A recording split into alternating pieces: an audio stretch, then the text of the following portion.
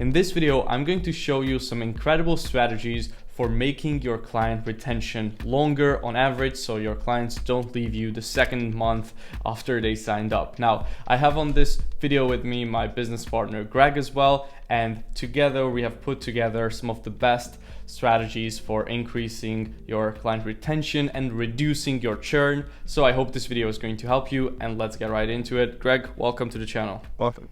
All right, so how to make more by losing less clients and scale your content agency beyond $30,000 per month. Now, in the agency space, it just seems like everybody is just giving advice and selling programs about how to get more clients, right? And how to set more appointments, which I get it because it's the shiny thing and everybody loves to sign a new client. But at the same time, they're overlooking something that's super important, right? And you gotta ask yourself, like, why is it that everybody is still broke if everybody's so good at getting clients, especially in the content agency space? Well, there is a simple reason for this. It's because even if you have client acquisition nailed down, which by the way, 99.99% of people don't, even then you're just pouring water into a leaky bucket, which is the reason why you cannot retain clients for longer than 1 to 3 months. And by the way, that is not of approval from Top G himself.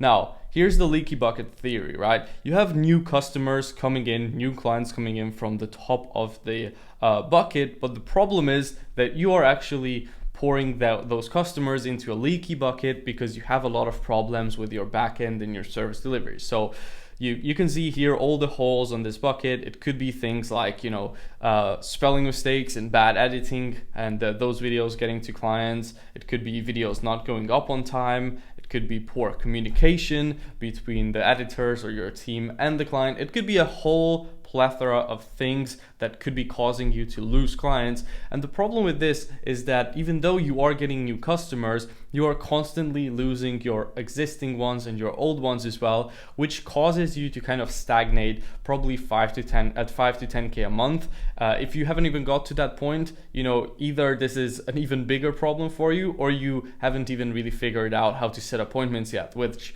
if you need help with that, check out the first link in the description. We can help you with that with Greg. But anyway, so that is kind of the leaky bucket theory, right? So if you want to remove this constraint from your agency and actually continue to grow, what you need to do is not only just get new customers, that is important of course, but also you need to fix these things and improve your churn rate, right? The amount of people leaving you every month. Now, again, the reason why this sucks is that getting a new client is actually significantly more expensive and also more difficult than just keeping an existing one. So what you're going to do is, if you just keep burning through clients, you will experience a lot of ups and downs in your revenue and also your mental health. I remember first starting out running my agency, I definitely experienced this myself, and it's not a nice feeling. Greg, could you attest to this, or do you agree with this point? Oh yeah, for sure. It always affects the mental health aspect as well. Yeah, so it's something you don't want to do, and probably if you're watching this video, you might be experiencing this. So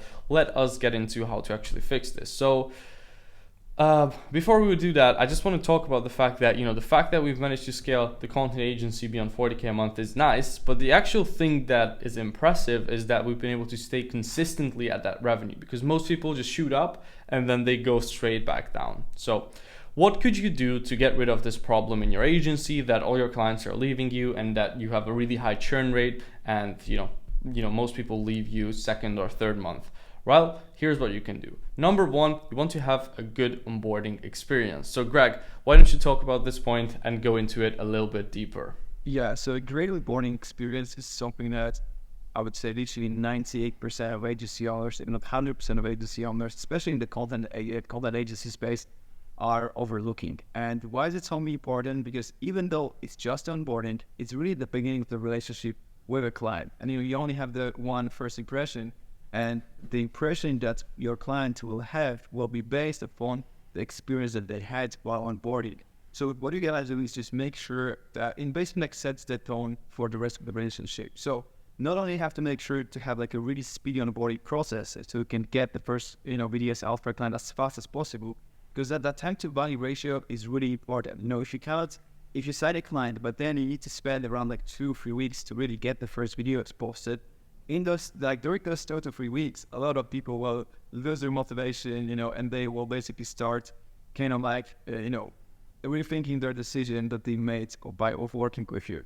So that's when you report it. But not only it needs to be quick, it also needs to be, a nice experience for a client. So we don't want to waste hours of their time by just like doing unnecessary things. So we want to make sure that the onboarding process is simple, that you only have like the most important steps, the most important things from the client. But at the same time, we want the onboarding process to be enough so that you have all the information needed from the client, so you don't have to go back and forth constantly asking clients for new things. So that's, for example, why in our onboarding process, we basically not only collect all the data from a client in terms of like what are their goals, what's their branding, what type of editing they like, but also we collect, for example, like pictures for the thumbnails. So we don't have to go a week later and ask, can you send us some pictures for the thumbnails? So basically everything that we need is within the onboarding. So we can avoid all the back and forth. It takes a client around 30 minutes to actually fill out, but it's basically everything, and it's like a nice process for a client to go through.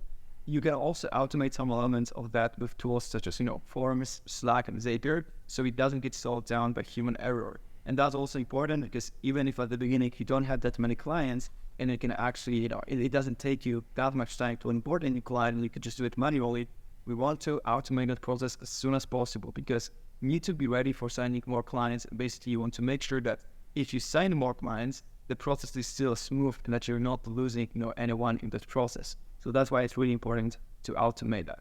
Now, after onboarding, what we need to look at, I think it's really setting the expectations, because the biggest strategy that can happen, and this is the reason why a lot of clients need, is because you don't set expectations properly. And when your expectations don't match with the client expectations, that's when a client's gonna basically leave you.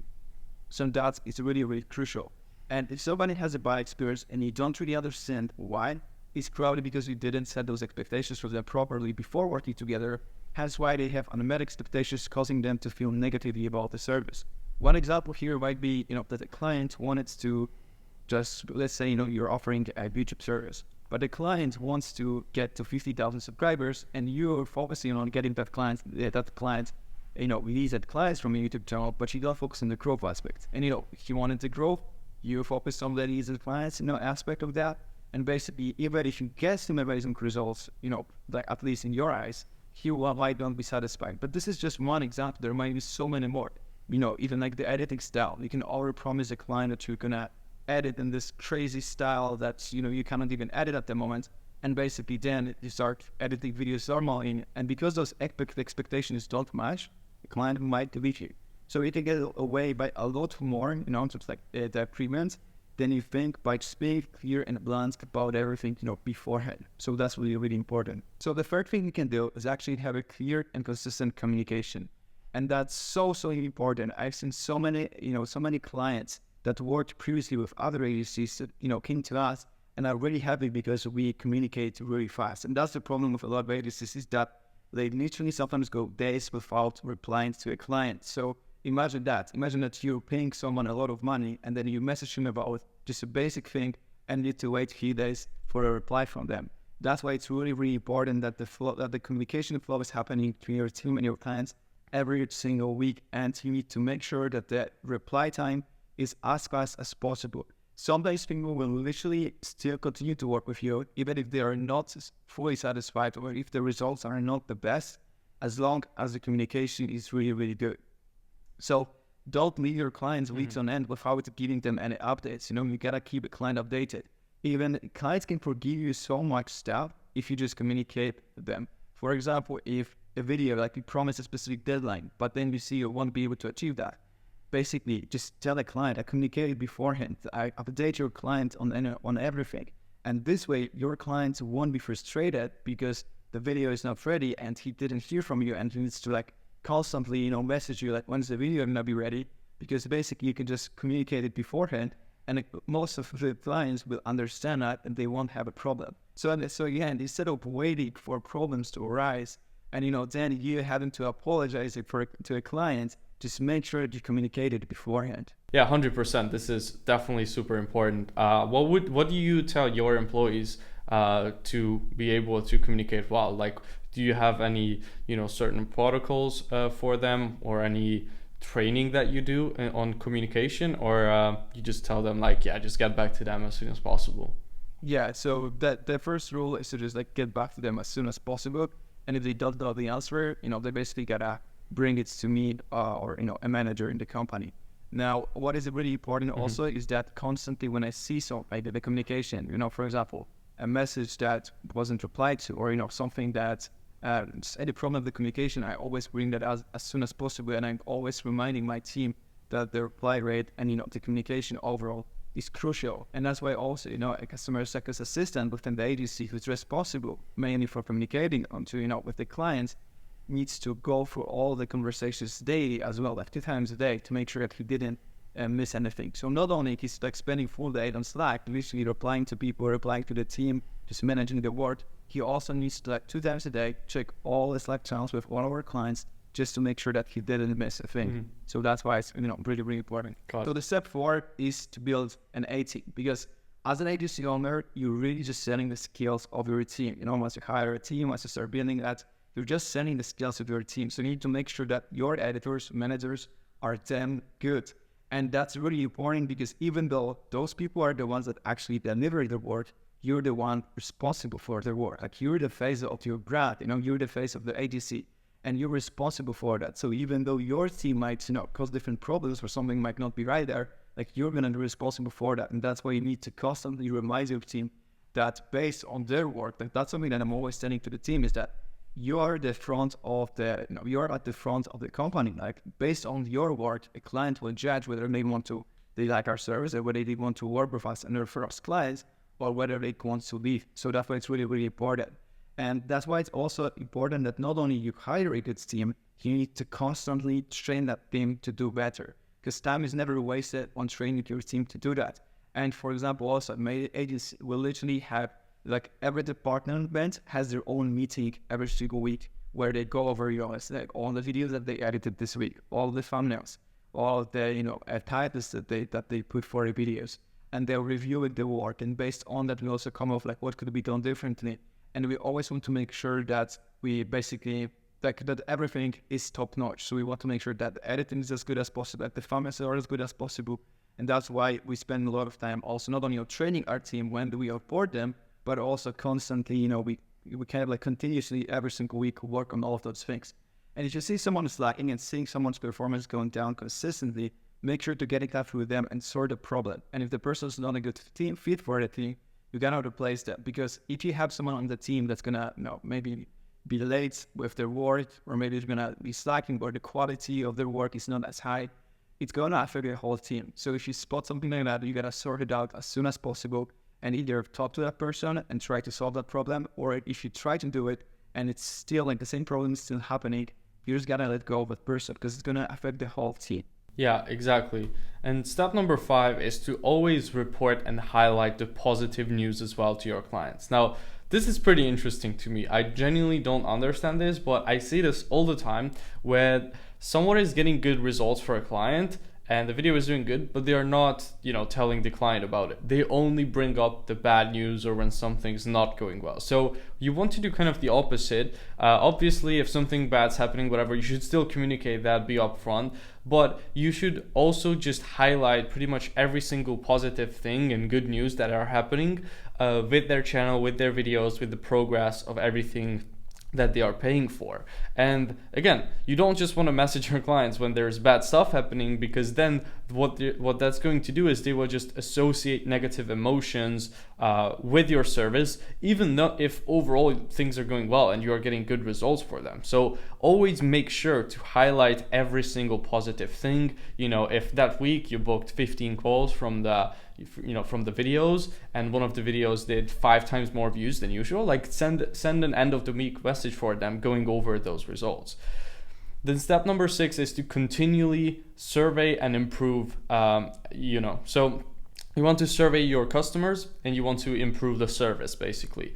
Now, the surest way to lose clients is to get complacent with your existing level of knowledge and skills and to stop improving. For example, if you're selling YouTube services or you're doing short form content for Instagram, whatever it is, right? Now, up until this point, you have gained a certain amount of knowledge. You might be thinking that you're pretty good, you might not be, but either ways, you should never get complacent with where you're at, because these social media platforms are always changing rapidly, right? So that's number one, is you need to continually strive to get better and be on top of how the algorithms are working, what's the best strategy to use currently, and so on. And also you should survey your customers every month or even just every other month, right?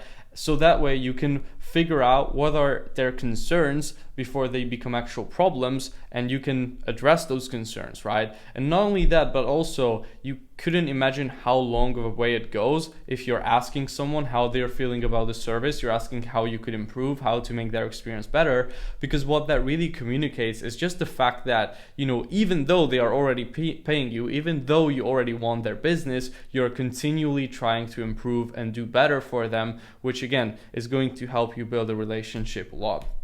And then last but not least, step 7 is to do personalization and build the actual relationship with your clients. So one of the best ways you can make sure that someone will stay with you and keep paying for your service, even if they get cheaper competitor offers, is to actually make them like you as a person, right? So little things like knowing when their birthday is and then wishing them a happy birthday, maybe even, you know, sending them some kind words, you know, whatever, when there's a public holiday, wishing them and their family a great time. Like, these little things go a really long way. Also, even just sending a random voice memo expressing your gratitude for working together, or just saying some kind words to them. Like, these little things add up a lot over time when it comes to building a good relationship with someone. And also, if you have the time to do this, and I would recommend you to do it if you can, especially when you are still at a smaller scale, right? Like, for example, with one of my first clients, I actually knew that one of their dream car was a Volkswagen GTI when they were young, when they were a kid. So I saw like a really cool shirt with a Volkswagen GTI, and I actually bought it for them and I sent it to them to the States, right? So these little things, like buying small gifts, maybe even sending them a book that they might like with a custom letter, stuff like this can really go a long way in today's day and age, because it again just shows that the relationship is not just fully transactional. And don't overlook that step, because especially if you're the first editor or first agency that your client is working with, and you get them amazing results, they still might leave you, because if you get them the amazing results, now they are thinking that this is normal and that everyone can get the amazing results. So if someone comes in and say, I'm going to get you even better results, they might actually decide to go with that. So you might be surprised, but even if you get your clients amazing results, but there's no relationship, nothing holding them, there might be someone else just coming in, promising them better results, and the client might leave you just like that. So it's important to actually build that relationship. What's funny here is also that I actually had a client who left our agency, but then came back after 3 months, just because he told me, firstly, we were better, but then the second thing is that he just enjoyed working with me more, and he kind of, liked the relationship that we have. Yeah, 100%. So these are the 7 steps to improving your client retention. If you think we missed out on anything, or if you have any extra tips, make sure to share that in the comment section below. And if you want us to help you scale your agency to 10, 20, or even beyond $30,000 per month, and you are running a content agency, or you're maybe a freelancer who's trying to transition to running an agency and a real business, then you can go ahead and check out our company Grow Creatives, where we will literally help you implement all of our systems, install them into your agency, build out your team, build out your client acquisition, your offer, and everything else as well, with one-on-one coaching. So if you want help with that, then go ahead and book a call with us with the first link in the description below. And thank you so much, everybody, for watching.